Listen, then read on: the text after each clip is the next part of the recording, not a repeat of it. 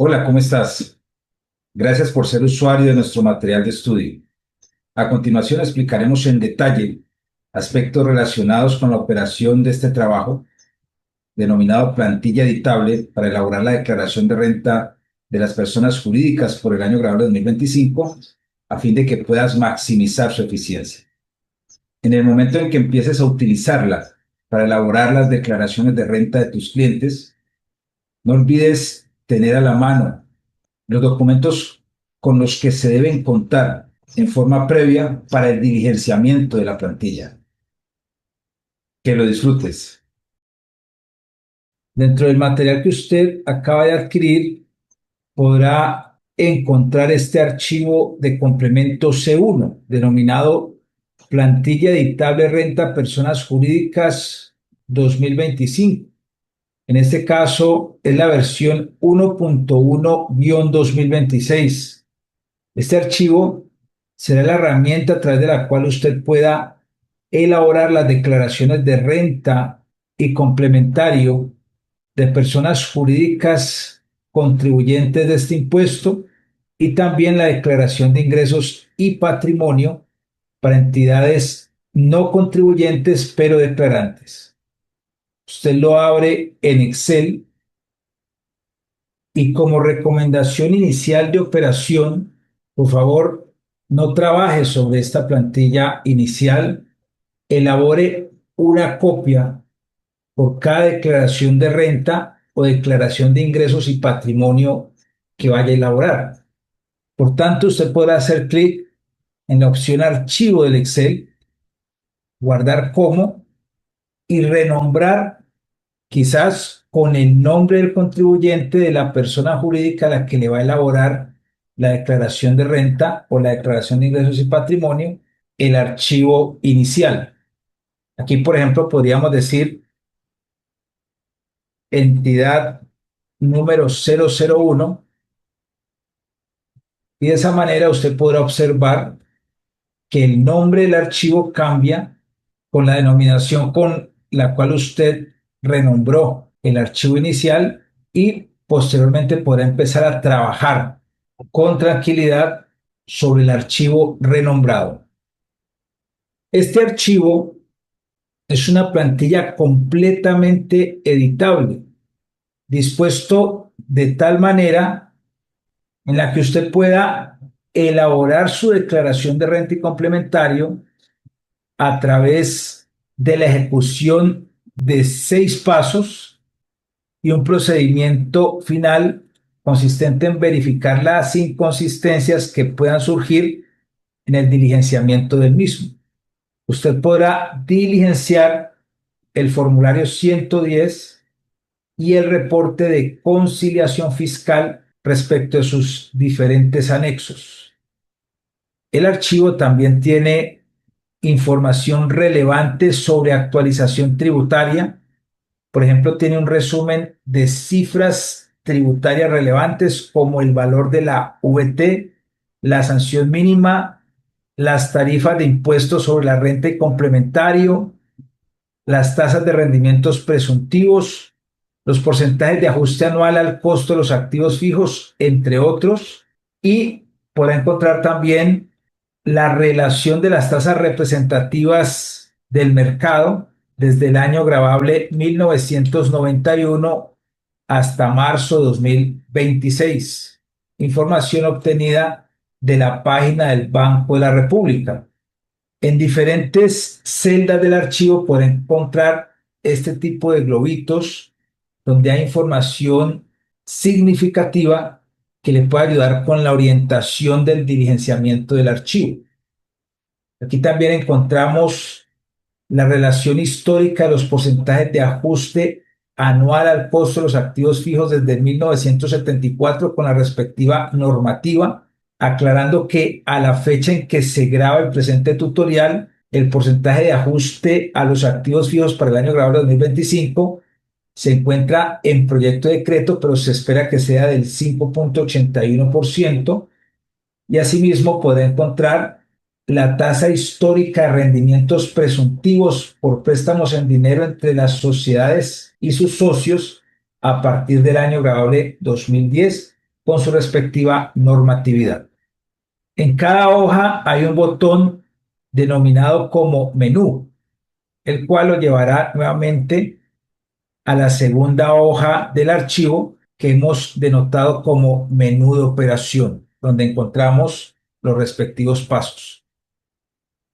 Puede encontrar también información acerca del calendario tributario. En este caso, todas las fechas correspondientes al mes de abril a partir del día 17 se modifican como consecuencia del decreto 500 de 2024, en el que se promulga un día cívico de la paz con la naturaleza, día que en 2026 coincide con el 17 de abril, lo cual hace que todas estas fechas de ese mes se corran un día. Y puede encontrar también información acerca de las normas que se tienen que aplicar para definir los grupos de convergencia, las normas de información financiera. Finalmente, podrá encontrar una guía de cálculos con modelos financieros y tributarios. En la primera parte, la guía de cálculos financieros te permite, por ejemplo, hacer conversión de tasas de interés, relacionando, por ejemplo, en este caso, la tasa efectiva y los periodos de capitalización. Por ejemplo, si yo voy a convertir una tasa del 30% anual efectiva a una tasa nominal con capitalización mensual, entonces me ayuda a hallar el equivalente. En este caso, sería del 26,52% nominal anual con capitalización mensual, que a su vez equivaldría a una tasa periódica del 2,21%. Como dato clave, es importante que usted tenga en cuenta que en aquellas celdas que están denotadas con líneas rojas, es porque allí es donde se debe de digitar la respectiva información. Podemos también hallar cálculos de valores actuales, cálculos de valores futuros, cálculo del número de periodos, cálculo de tasas de interés de retorno, cálculo de anualidades. También puedo hallar modelos para elaborar cuadros de amortización de créditos. Por ejemplo, me solicita que indique cuál es el valor del préstamo. Supongamos que es un préstamo de 100 millones a una tasa del 30% anual durante un periodo de 5 años. Entonces me dice que la cuota en este caso anual sería de 41.058.000, de la cual el abono a capital variaría en cada periodo, asimismo como el valor de los respectivos intereses calculados a la tasa de interés correspondiente. Y puedo calcular también modelos en los que se pueda determinar el costo amortizado con flujos de caja irregulares, valor actual incógnito y tasa efectiva conocida, o modelos de costo amortizado en los que los flujos de caja son irregulares, el valor actual es conocido, pero la tasa efectiva es incógnita. Asimismo, también hay modelos para proyectar la depreciación de las propiedades planta de equipo mediante el método de línea recta. Y la plantilla también me ofrece una guía de cálculos tributarios en los que me facilita el cálculo de intereses presuntivos, intereses por cuenta de la subcapitalización, la aplicación del beneficio de la auditoría, el cálculo de las pérdidas pendientes por compensar al cierre de 2017, cómo debo de aplicar la fórmula de bancarización, un ejemplo para el cálculo de la tasa de tributación depurada cuando hay consolidación de estados financieros y lo pertinente al anexo que me puede facilitar el diligenciamiento del formulario 160 sobre declaración anual de activos en el exterior. Para iniciar a operar, usted puede eliminar esta primera hoja a fin de que el archivo se haga más liviano y asimismo esta plantilla me permite agregar otras hojas, las que yo quiera, para anexar información que se considere relevante en cada caso particular.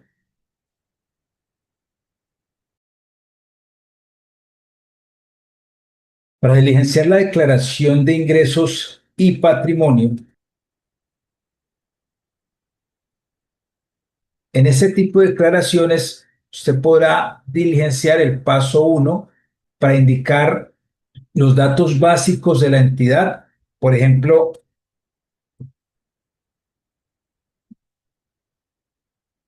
el código de dirección seccional y la respectiva actividad económica, conforme a los códigos de la resolución 114 de la DIAN, compilada en la resolución 227 de 2025, y posteriormente regresa al menú y agota el paso 2. Este año hemos hecho una mejora en este paso 2 con el fin de agilizar este segundo procedimiento. Por favor, editar valores sin decimales, sin aproximaciones, sin puntos, separadores, letras ni caracteres especiales en pesos colombianos, aunque en la columna efecto conversión se pueden incluir valores negativos. Por tanto, para el diligenciamiento de esta declaración de ingresos y patrimonio, basta con transcribir la información de la entidad obtenida de los estados financieros definitivos a nivel de activos, pasivos, patrimonio, ingresos, costos y gastos. Y para ello, usted podrá hacer uso de los diferentes ítems que componen las diferentes partidas mencionadas. Por ejemplo, en el caso de los activos encontramos el efectivo y equivalentes al efectivo. Y dentro de esta partida de efectivo equivalentes al efectivo encontramos caja, cajas menores, bancos, cuentas de ahorro, etcétera. Hay inversiones que pueden ser medidas al costo o al costo amortizado, al valor razonable. Junto con sus respectivos deterioros están las cuentas por cobrar, junto con sus respectivos deterioros, los inventarios, junto con sus respectivos deterioros, las propiedades, planta y equipo, junto con sus respectivas depreciaciones y deterioros. Y encontramos también propiedades de inversión, activos no corrientes mantenidos para la venta, activos biológicos y otros activos. También están los intangibles. Podemos volver al inicio de la hoja presionando las teclas control inicio, y a nivel de pasivos encontramos obligaciones financieras, acreedores comerciales, impuestos, otros pasivos, provisiones, beneficios a los empleados. También encontramos partidas asociadas al patrimonio. No obstante que estos ítems son del resorte fundamentalmente de entidades contribuyentes, porque aquí se hace referencia al capital pagado o a los aportes sociales o a los superávit o reservas. Sin embargo, es posible hacer las respectivas aproximaciones para diligenciar la declaración de ingresos y patrimonio. También encontramos los resultados del ejercicio, los resultados acumulados, y posteriormente encontramos los rubros de ingresos, costos y deducciones. Para facilitar el diligenciamiento, usted puede seleccionar con los respectivos códigos, según su catálogo de cuentas, aquellas partidas que serán objeto de diligenciamiento. Por ejemplo, vamos a utilizar el rubro de caja. A nivel de activos y a nivel de patrimonio vamos a utilizar el rubro de resultados del ejercicio y de resultados acumulados. Asimismo, vamos a diligenciar los ítems asociados a ingresos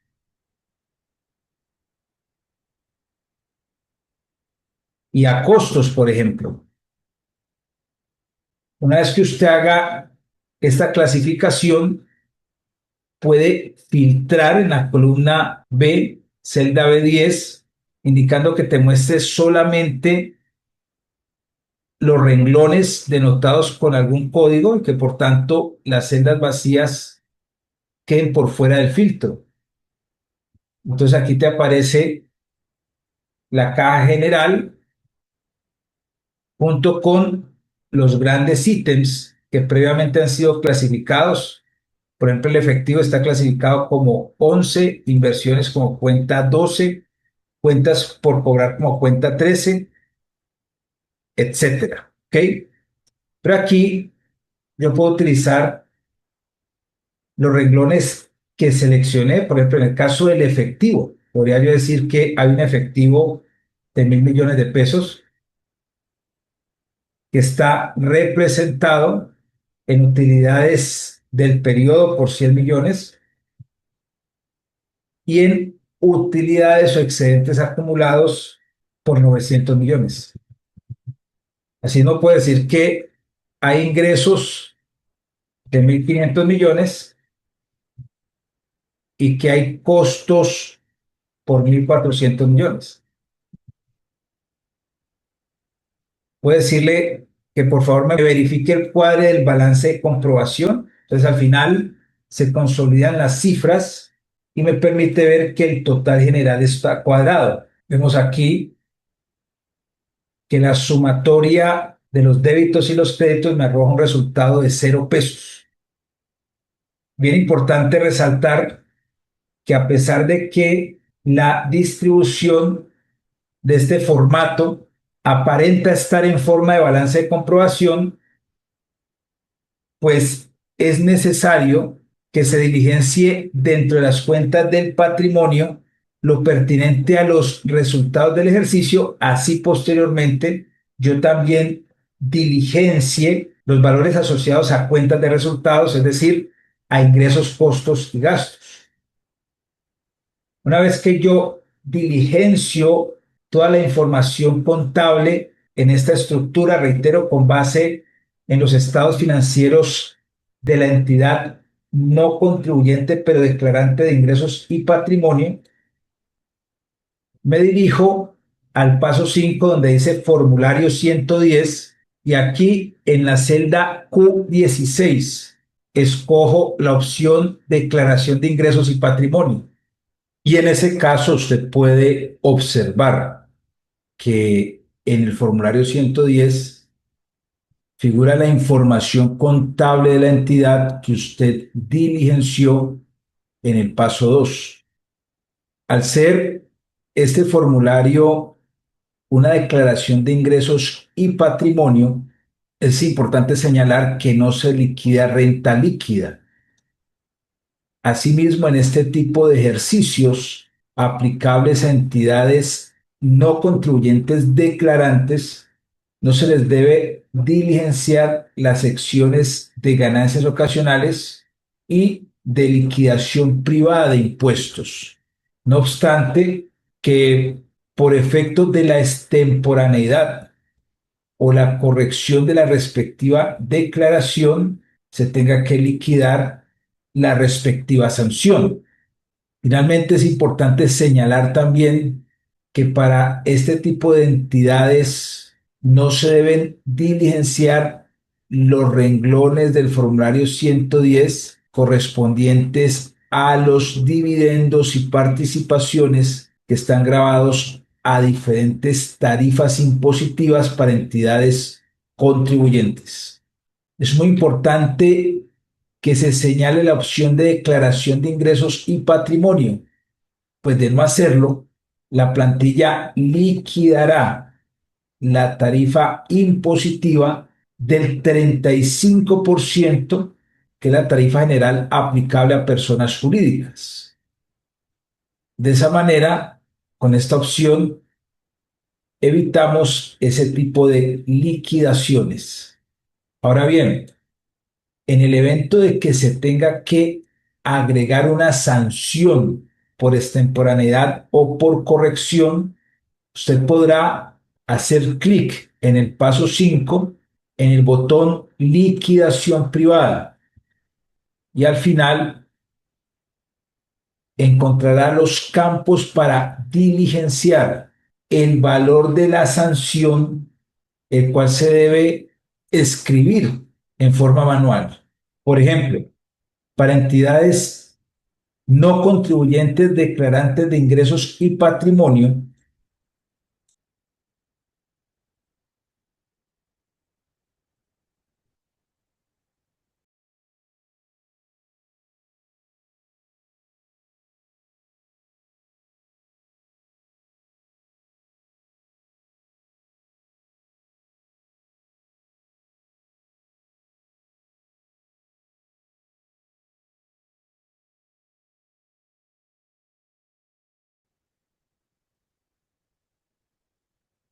para efectos de la explicación, vamos a realizar una copia de este archivo.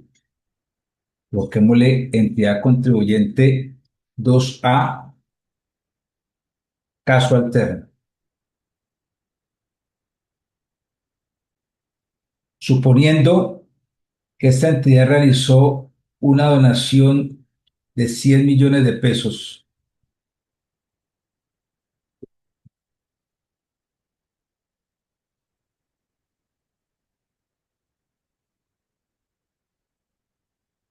la diferencia la vamos a cuadrar contra costos de ventas.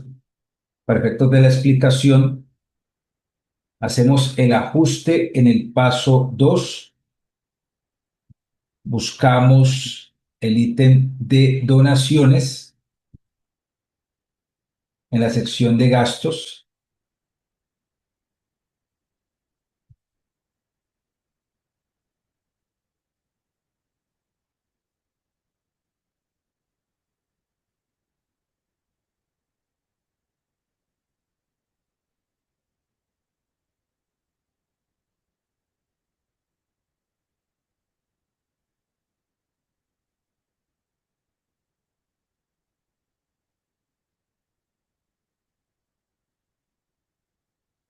y digamos entonces que tales gastos por donaciones no son deducibles. Tenemos que diligenciar un menor valor fiscal de este gasto.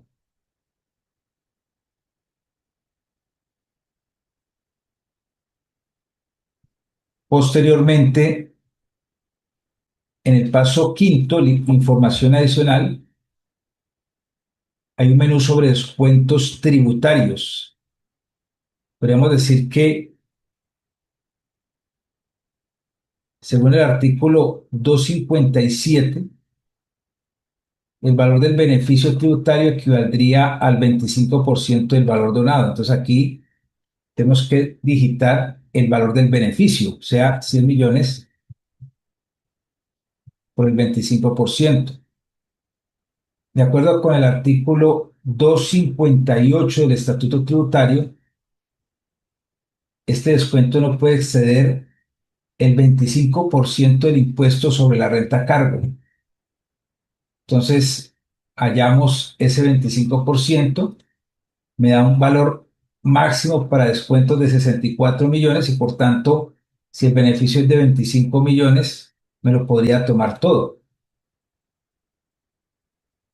En el formulario 110 figuraría la totalidad del beneficio. No obstante, si el descuento excediera esta cifra de 64 millones, por ejemplo, si el descuento fuera de 80 millones, la plantilla está formulada para tomar el valor máximo de descuentos tributarios. En el caso de los descuentos por impuestos pagados en el exterior, el límite sería el impuesto sobre la renta. Por tanto, si estuviéramos hablando de un impuesto pagado en el exterior de 300 millones y decimos que no le aplica límite de descuento, la plantilla me dice, no, de los 300 millones máximos usted se podrá tomar 258 millones 934 mil. Así figuraría en el formulario.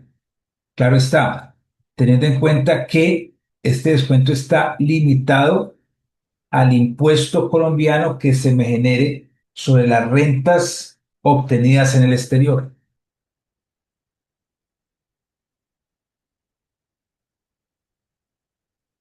Para efectos del cálculo de las sobretasas, vamos a trabajar sobre una copia de la plantilla.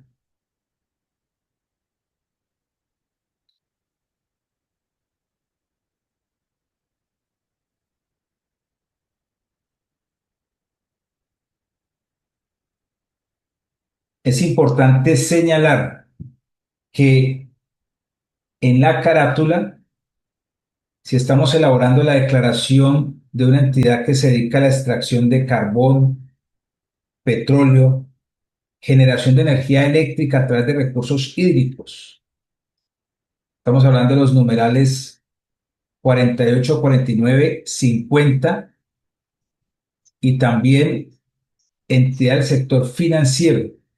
Habría que seleccionar la respuesta positiva para que la plantilla liquide la respectiva sobretasa.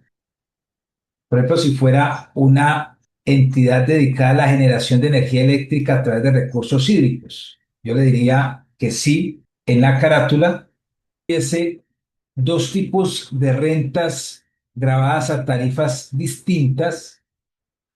Entonces, en el paso uno tendrá que señalar tanto la tarifa del 20% como la tarifa del 35%, pero en los anexos de ingresos, costos y gastos tendrá que indicar de manera manual qué parte de los ingresos está sometido al 20% y qué parte está sometido al 35%. Si, por ejemplo, la entidad obtuvo ingresos por 2.500 millones de pesos, de los cuales 500 millones de pesos están sometidos al 35%, tendrá que hacer la respectiva discriminación. 2.000 millones sometidos al 20%, 500 millones sometidos al 35%. De la misma manera lo tendrá que hacer con los costos y deducciones. Tendrá que indicar cuáles de estos costos están asociados a las rentas sometidas a una u otra tarifa. Digamos que en este caso todo está relacionado con rentas sometidas a la tarifa del 20% y asimismo los respectivos gastos.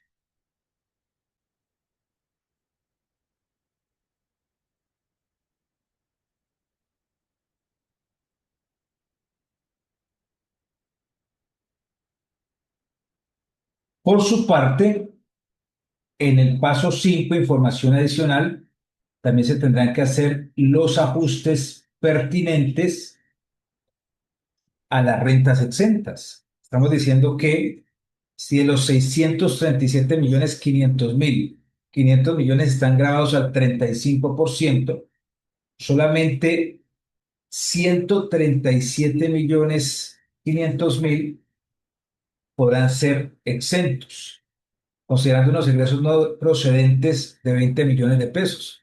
Y estos 117.500.000 se imputarán a la renta líquida sometida al 20%.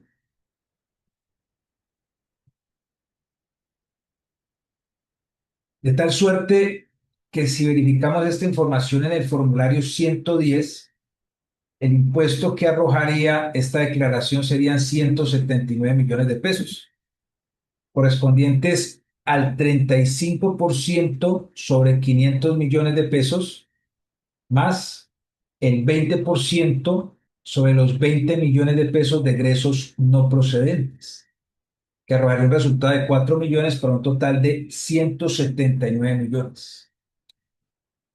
En este paso 5, información adicional, también hay un menú exclusivo de entidades del régimen tributario especial que se tendrá que diligenciar, por ejemplo, cuando se han realizado inversiones en el periodo a fines de fortalecer el patrimonio de la entidad, las cuales se detraen de la determinación del beneficio fiscal neto en el periodo en que se realiza la inversión, pero se convierten en un mayor valor del beneficio excedente fiscal neto cuando se liquida la respectiva inversión. De otro lado, la parte de los excedentes del periodo grabable anterior que no son reinvertidos y que se declararon como exentos en la renta del año anterior, se convierte en una renta líquida gravable para el periodo gravable actual. Y lo mismo sucede con las asignaciones permanentes no ejecutadas y las inversiones realizadas en periodos anteriores, pero que no se reinvirtieron en la actividad meritoria. Es también muy importante que se diligencie de manera informativa el valor de los costos y deducciones no procedentes, que en este caso dijimos son 20 millones de pesos.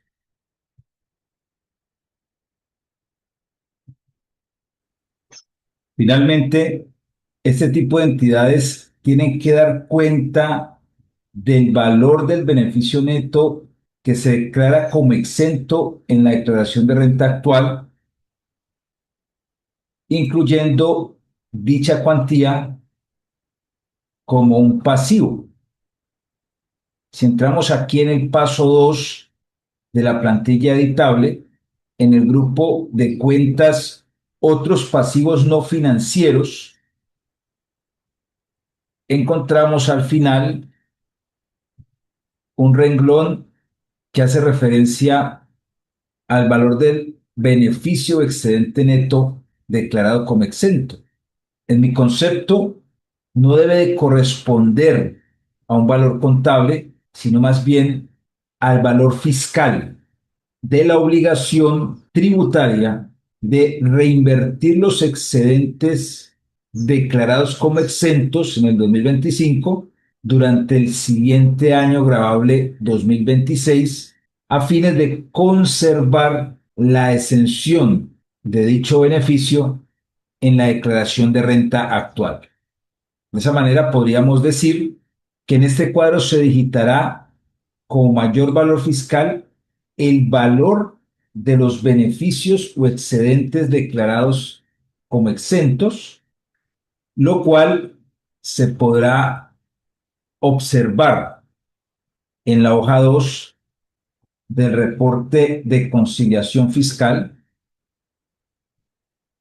en la sección de pasivos, particularmente el renglón de otros pasivos, en la fila 201, pasivo para ejecución de excedentes, un renglón exclusivo del régimen tributario especial. Y por supuesto, tal valor también se verá reflejado en el renglón 45 de pasivos del formulario 110. ¿Qué tal? Espero que todo te haya quedado claro. De lo contrario, no olvides contactarnos. Recuerda además que tenemos línea de WhatsApp abierta para atender tus preguntas. Un abrazo, que Dios te bendiga, que Dios me bendiga y espero que nos encontremos en una nueva oportunidad.